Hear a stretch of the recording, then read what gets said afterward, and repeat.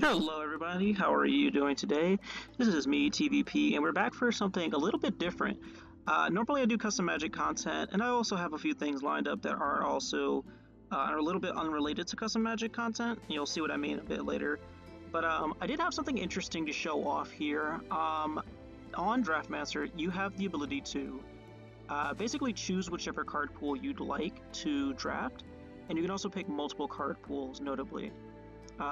This is the website that we use in order to draft custom sets, so it is extremely important to us. But as you can see here, I've actually picked a very specific set of card pool, and that is Foundations, as well as M19, M20, and M21. So we're actually going to see what this format, this draft format, is going to look like. Because as far as I understand, it isn't you get one set and then you get the next set and then you get the next set and then no. They just shuffle all of those cards into it, which I think is very interesting. So let's just go ahead, jump right in, and see what it looks like. So we're starting off with much more interesting start. I think Elenda, Saint of Dusk, is pretty good as a piece of top end. Lifelink Hexproof, for instance, means that we're likely going to have just a lot more late game potential here. Now I know M21 does have flying as a sub theme, and treasure making doesn't seem like a bad thing either. But I think it is just pick the rare and go from there. Notably too, there's just a lot of different lands, dual lands from the individual project or sets. So Stone Quarry and Rugged Highlands are two different ones. Looks like Battalion Foot Soldier is probably not one we want to like try to focus too hard on, because it's definitely not going to be in high enough quantities. But it just being a 3-mana 2/2 that can search a second Battalion Foot Soldier might be worth doing later down the line. But yeah, out of this entire pack, I guess the thing I'm looking at a little bit higher, or at least in a similar vein, is Tide Skimmer. Just a card that draws cards. That's really what it is. But Elenda does give us a lot more late game potential, and I think that's at least worth trying. It's not exactly the highest pick here, or at least the strongest card in my opinion, but I think it's at least worth doing. Now we have a different pack, and we've already got to kind of pushed into, well, we have Fixing, right? Might as well take it, but then there's Cathar Commando. Awesome card. Our uncommons for this pack is a little weird. I think Grappling Kraken is decent. And definitely not something I want to say is bad. I wouldn't put it at the best, obviously, but it is definitely up there. Goblin Ringleader, not super interested in this. Epitaph Golem, same kind of situation. It's just fine. I think it's just grab Fixing at this point already. Elenda is definitely going to be an easy keep for most of the decks that we end up constructing anyways, so I'm not too against it. But I'm also just not really sure whether or not I'm supposed to take Fixing this early. I guess nothing in this pack is really worth keeping other than like Bite Down, so I think it's just take Fixing. I mean, I suppose Cathar Commando is worth grabbing at some point or another. Okay, so now we have Apostle of Purifying Light. Definitely a card I'm interested in, just as a 2-mana 2/1 protection from a black creature. That will come up. Not 100% sure how often it will come up, but like it is also Graveyard Hate. It's a decent sideboard piece is kind of where I'm at. I think though we're probably more focused on gaining some kind of life due to Elenda. We do have Aven Gagglemaster, so 2 life for each creature you control with flying doesn't seem half bad, and it is a flyer in a format that's probably going to be dominated by it. I think we're just going to take it due to the fact that it's a flyer. Apostle and God's Billing seem like good things to flip over. Maybe we take a Daybreak Chaplain, but I'm not the highest on that card in this context, at least. Okay, so now we have Crystal Barricade. Now this is interesting. It's definitely an interesting card. I'm not really high on it in this context, but I think it's at least worth looking at. It looks like we do have Stromkirk Blood Thief, so we can definitely go in that direction. Blood Divination seems like it's at least worth doing sometimes. I think Cavalry Drillmaster genuinely might be a better pick here, just being a, just a good card on its own. So we'll just take that. Looking through this pack, doesn't look the best. So you have normal endurance, so it's at least a way to save the life of a creature. Blood Burglar seems worth it, honestly. It's just a life gain card. We've already got fixing for it. We're definitely going into white-black, so it's just worth taking. What is next here? Tragic Banshee can do something, but I'm not too high on it here. As weird as it sounds, I almost want to grab the Field Creeper just so that we don't need the fixing for it, but Fathom Fleet Cutthroat might actually be worth taking, just due to being a good card, top-end wise. Like, they block something, take damage, obviously they're likely to trade, but at the very least, you could use this to finish it off. And it at least puts, a little bit more on the lower side of the curve. There's really not much in this pack, honestly. I think there's Electrify. There's an argument for Electrify. I'm definitely thinking about Cutthroat here. Okay. I think it's just Marauders X, but Pegasus Courser is really good. Just giving any creature we control flying, and this is also just something that we can pair into Gagglemaster. Yeah, I think it's Courser over anything else. We also don't have any 3-drops yet, and it isn't a bad creature, like, as a concept. Axe is good in the sense that we're trying to push for game, but I don't think we want Axe here. I do see a Frostlynx, which does suck a little bit to say no to, but something I'm going to watch for. Okay, so now we have the Stromkirk Blood Thief back again. I'm not sure we're going to have the vampires for this, but gotta watch out for it. It does look like there aren't many powerful picks here. I think Secure the Scene might genuinely be worth taking here. And that's just due to the fact that, like, we are... Oh, that was weird.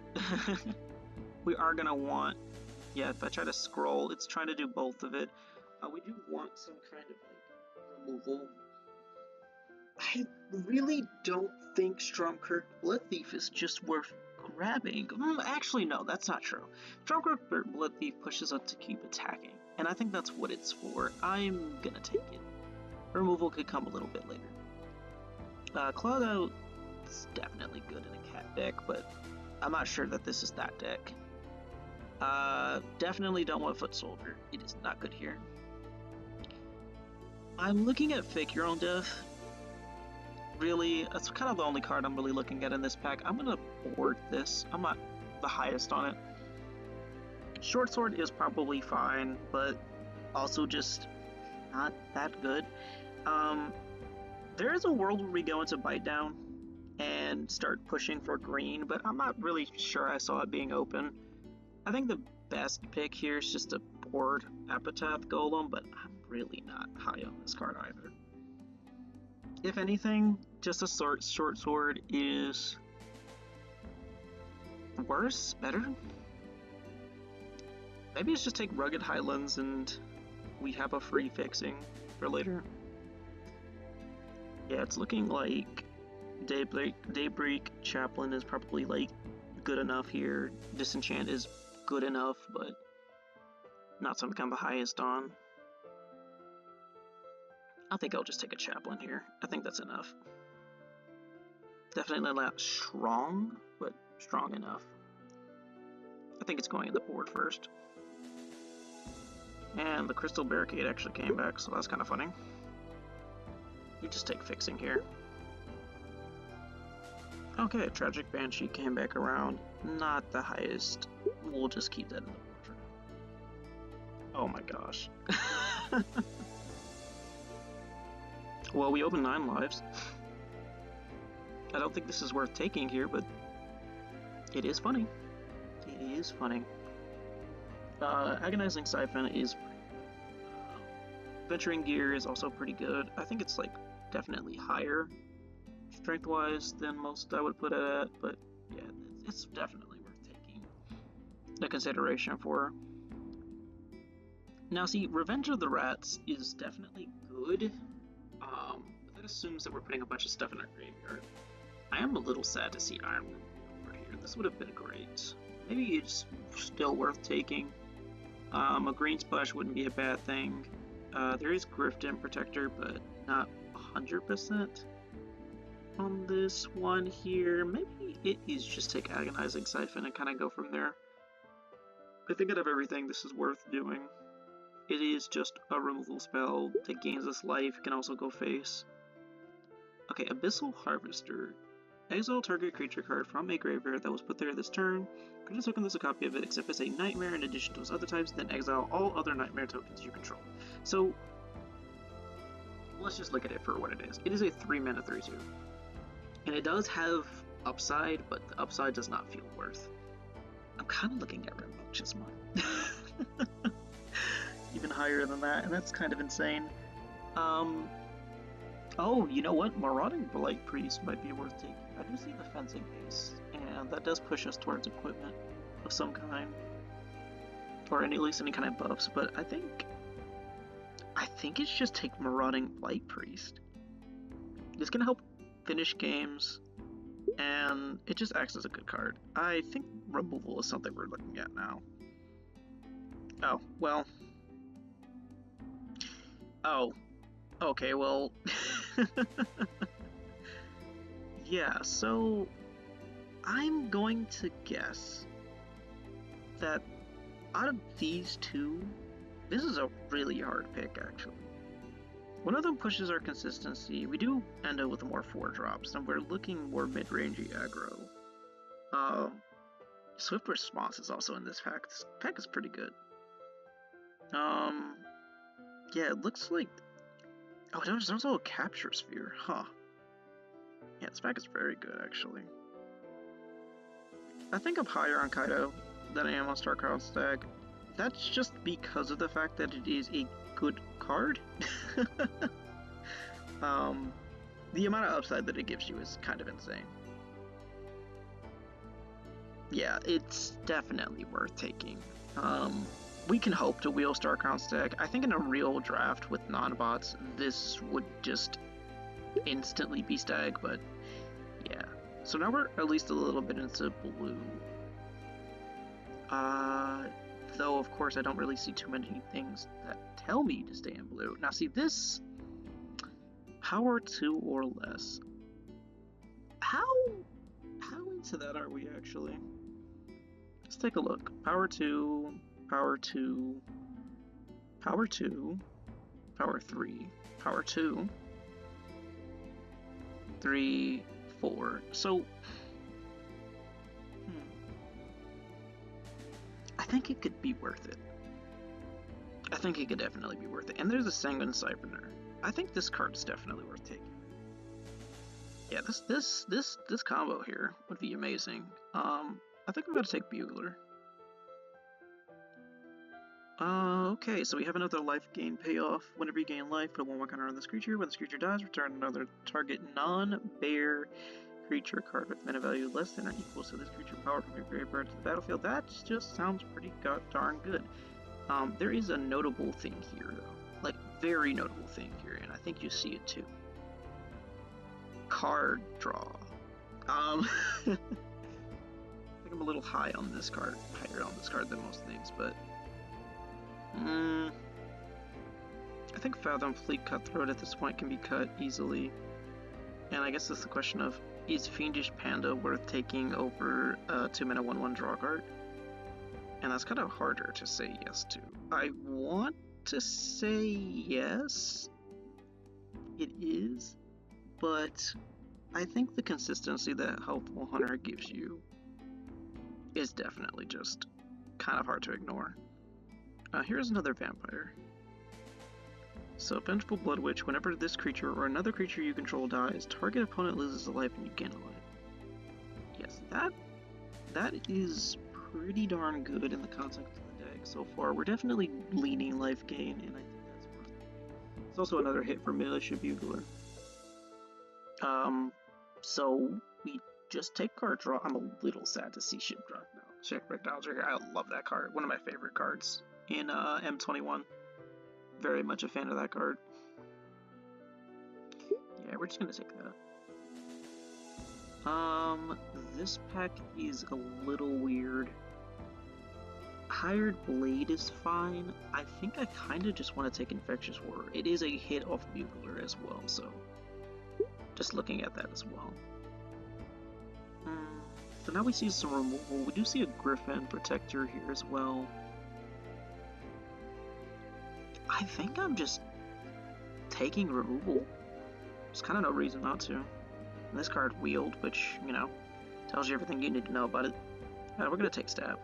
It's removal. And Darkrown Stag Wield, so we're taking that card. Kind of surprised this card Wield. I think we're just taking a 2-drop here. We just want to keep it low. Low and... Wow. Okay, well, I don't think the bots understand how this draft works, so... creature enters... If you attack this turn, look at the top 3 cards of your library, move one of those cards back on top of your library with the rest of your library. I think that's just worth it enough to at least consider running. Kaido might not see play in this deck. Here's why. So we can just get a Johnny's Bridesmaids on a stick. You know, call me crazy, I think this card is worth running. I think it's worth running. Here's hoping we find another Bugler.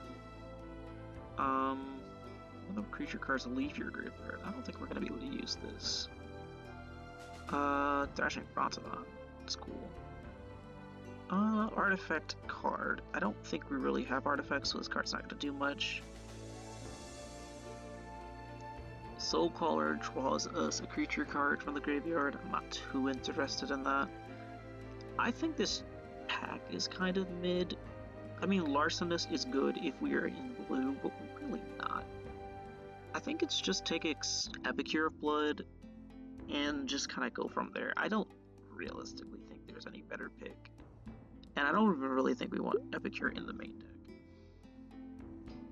Alright, Soul Siphon is definitely here to stay, so very interested in that card. Liliana Stewart can force our opponent to discard. We could have had a second Battalion Foot Soldier if we took it earlier. Yeah, that would have been good. We can grab a Disenchant now. I'm not too interested in that. I think it's just take Agonizing Siphon. Like, it's just good. Oh, okay. Yeah, we're having a good day. Just draft. Very much a fan of it. There is Prideful Parent, and I'm also interested in that. Cetizen Training is also pretty cool. I think we're just taking Elenda. Oh, wow. I just thought about this. Tellurian Kraken as well. Yeah, that would have been pretty good. I think the blue deck was definitely running some good cards. But second Elenda is just card that kills our opponent. Is kind of the card, what it does. Like, it has Menace if we get a higher life total than our starting life total, so if we get a 21 or up. And if we're at 30, we get a 9/9. So I think that's worth trying. Is there anything worth it over Elenda? I don't really think so. This is bad. This is... I mean, this might be worth running, honestly. Deathbone Thalid is always just a cool card. I always love that card. I think it's actually Gorging Vulture. Gorging Vulture, Blade Brand. I'm looking for more creatures. I'm looking for another Bugler, but I'm just looking for creatures. And I think Gorging Vulture is kind of worth it. Are we using our graveyard much, though? We have Panda, so there is that. Elenda doesn't really do anything with it. There's kind of only one card that's actually using our graveyard, so there's an argument that it's not worth taking. a Vulture, so I guess if we're not really taking Vulture, maybe we are just taking Blade Brand. Yeah, we might actually just be taking Blade Brand here. And that's not a bad thing. Blade Brand's a good card. Second Deathbloom Thallid is kind of insane. Shared Summons is kind of cool to see here, but not super interested in it. I do in fact see a Luminous Rebuke, and I think that's worth taking. Yeah, we're taking Luminous Rebuke. Ah, Enigma Drake, how could you do this to me? I lost out. I lost out on everything. Yeah, this is just a weird pack. I think this is a hate pick pack. And we just take Enigma Drake out of the pool. We don't want anybody else with it.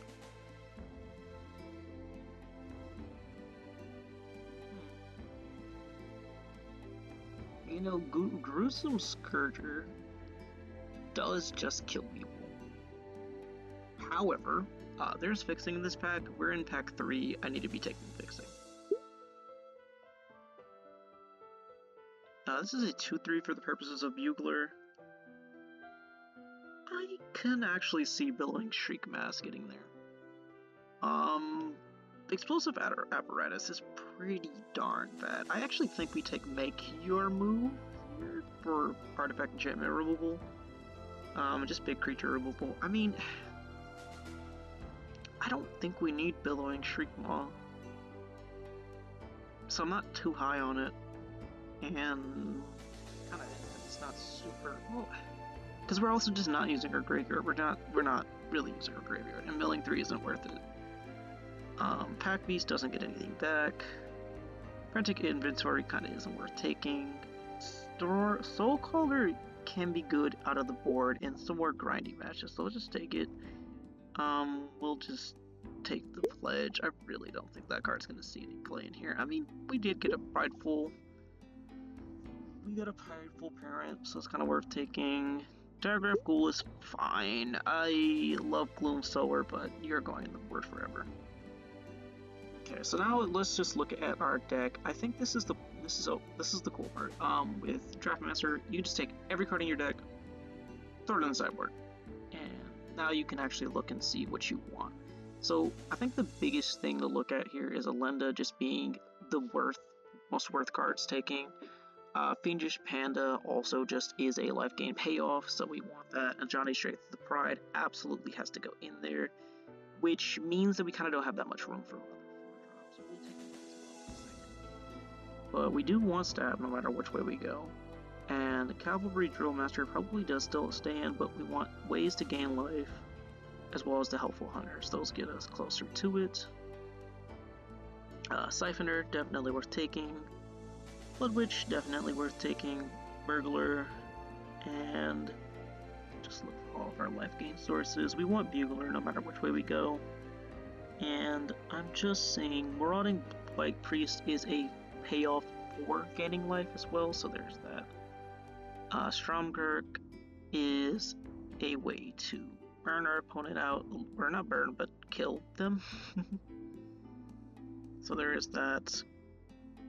Don't really see any other sources of life gain. We do want the removal and rebuke and finishing blow, so now we also want the siphons. It's a little bit more top heavy, but I think that's okay. Now we ask the question of Blade Brand, yes, no. The answer is always yes. Blade Brand's good. We have Militia Bugler already in. I think we can reasonably take Prideful Parent, because it also is a second trigger for our Blood Witch, because it doesn't say non-token, it just says creature. I do think Courser is going to get there.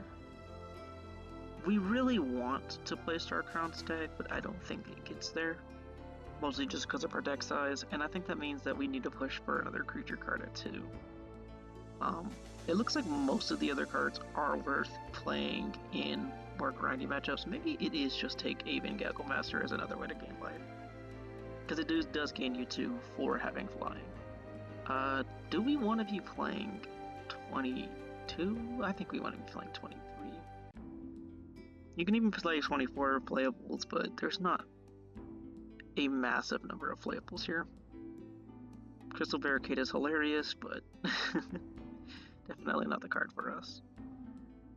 So I guess the question is Diregraph Ghoul actually worth playing?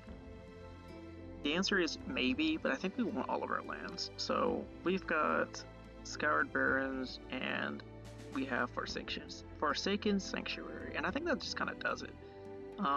There's a world where we play Submerged Boneyard so that we can splash for Kaido. I don't think it ever happens, but I think it's a possibility. Gloomsower can be a thing that we put in our deck just as a piece of top end. But realistically speaking, our top end is the Gaggle Master and Elenda, so I don't think it's worth doing. So yeah, I think that's the deck. Our sideboard plan is pretty good. At least we have a make your move, so we can actually get rid of artifacts, enchantments. We can also just randomly snag something big too. Darkhouse Stag is just for the games where there's just way too many creatures in the way, or at least too many big creatures in the way. I think we play this if our opponent is actually trying to stay on the board and keep up with us. Pure Blood is what we play if we know that our opponent is trying to stall us out, so we can just get that down. I do wish this card had flying. Oh my gosh, I wish this card had flying. But then it wouldn't be a 4/4, would it? Tragic Banshee is something we put in if we feel like we need to keep killing stuff, getting stuff out the way. Vampire Soulcaller, definitely good for later, like long-term games. And Barricade is just like tech. I think we don't ever play it just unless we absolutely think we need it. I don't think Gutless Plunderer ever really comes in unless we're looking for yet another creature. So, kind of not interested in that. Same thing with Fathom Fleet Cutthroat. We pull this in if we feel like we need more creatures. But yeah, I think that does it. Thank you all for your time, and we'll try another one. Maybe we can do another one today or tomorrow. I'll just go ahead and put it up for you.